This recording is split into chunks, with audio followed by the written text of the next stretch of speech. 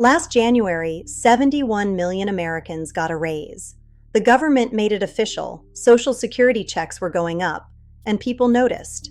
That's groceries, that's medication, that's one less thing to worry about. But here's the thing, I started talking to people who received that raise, and a lot of them said the same thing. It didn't feel like a raise. So I started digging, and what I found wasn't what I expected. The government announced it clearly. The average retiree would receive $56 more per month. That was the headline. Letters went out. News covered it. Case closed. Except that same month, a completely separate announcement quietly went out. Almost nobody covered it. Medicare Part B premiums were increasing from $185 a month to $202.90. Now, here's the part that changes everything. That money doesn't come as a separate bill.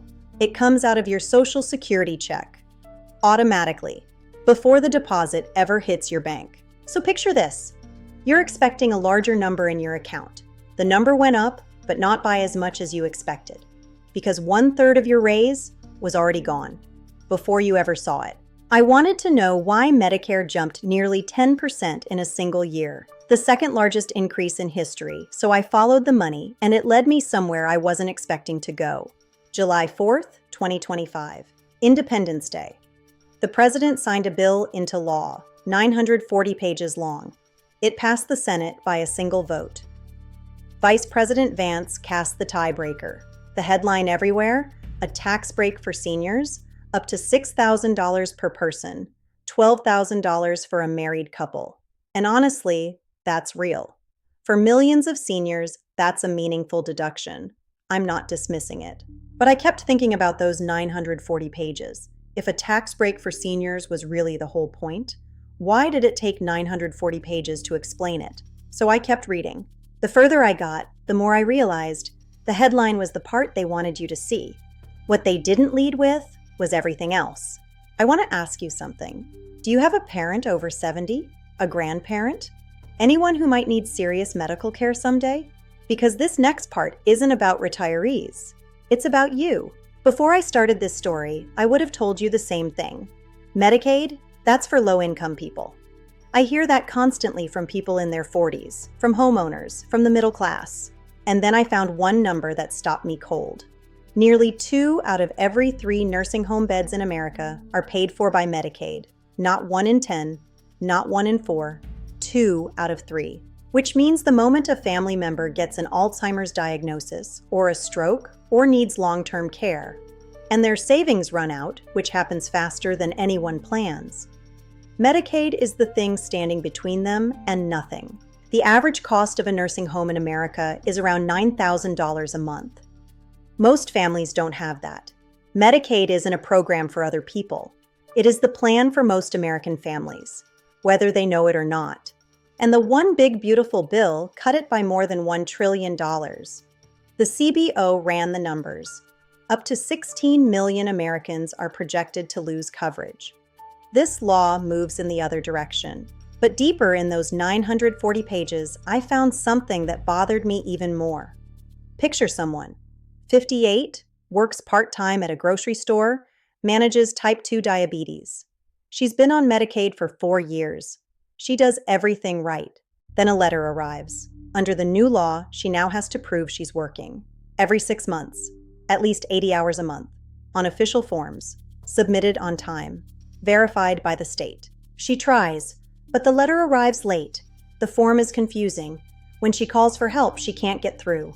3 weeks later, her coverage is gone. That's not a hypothetical. That's the pattern every time a state has tested this. In Arkansas, 18,000 people lost coverage. Most were found later to have been working the whole time. They lost insurance because the paperwork was too hard. That requirement is now going national. Nebraska started May 1st. Montana and Arkansas follow July 1st. By January 2027, 44 states. 5 million people projected to lose coverage by 2034. Still doing everything right. There's a group the coverage almost completely missed, the dual eligible. They are among the poorest seniors in America, living on $1,100 or $1,200 a month. For years, a program helped them pay their Medicare premium. Under the new law, a rule to make it easier to get that help was blocked. Not cut, just blocked. Until 2034, 1.3 million seniors who qualify won't get it. For a couple, medical costs could rise by $8,000 a year. $8,000 more for someone living on $14,000 total. That is a choice between insulin and groceries, between a doctor visit and paying rent. This was buried on page 312, not in any headline. I want to tell you about a small-town farming community. For decades, they had a hospital. Then the funding math stopped working. The hospital announced it was closing, citing the new law directly. Rural hospitals depend on Medicaid. Cut the coverage, patients show up uninsured, and the hospital absorbs the cost.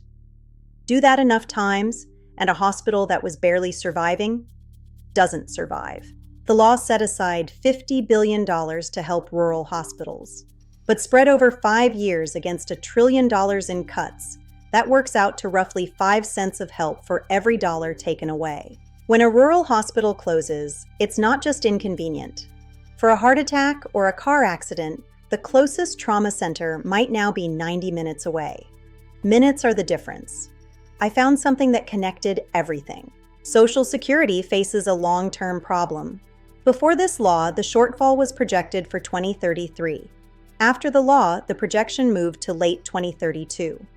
Less tax revenue coming in from the tax break means the fund gets there sooner. Because the law adds $3.3 trillion to the national deficit, it triggered PAYGO, $500 billion in automatic Medicare cuts, triggered quietly by the same law that announced itself as a gift to seniors. One law, signed on July 4th, presented as relief. That also cut Medicaid by $1 trillion, stripped coverage from millions, blocked help for poor seniors, and triggered automatic Medicare cuts, while delivering a net raise of $38. I'm not here to tell you what to think, but why did the coverage focus on one part? That question brought me to the bigger story. I want to stop because I know that was a lot. I don't want you to feel helpless. Here's what matters right now. If you receive Social Security, your benefit notice comes in December. Read the whole thing, not the headline number, the net amount after deductions. Know exactly what you're receiving. If you love someone on Medicaid, call your state office. Ask, what do I need to document to keep my coverage? Don't wait for the letter. The letters will be confusing. Go to them first. The deadline is January 2027.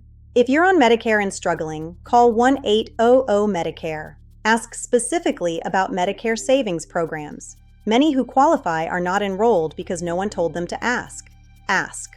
If you have ACA Marketplace coverage, subsidies expired at the end of 2025. Log into healthcare.gov this week. See what your plan actually costs now. You may have options you haven't looked at. And share this story. I started with a simple question. Why didn't the raise feel like one? I realized this wasn't about any single program. It was about something quieter. The way modern government shifts costs. One small decision at a time. A premium adjusted here, a requirement there. It all adds up. And at the end of the year, people ask, where did the money go? It didn't disappear. It shifted. One line of fine print at a time. Now you know.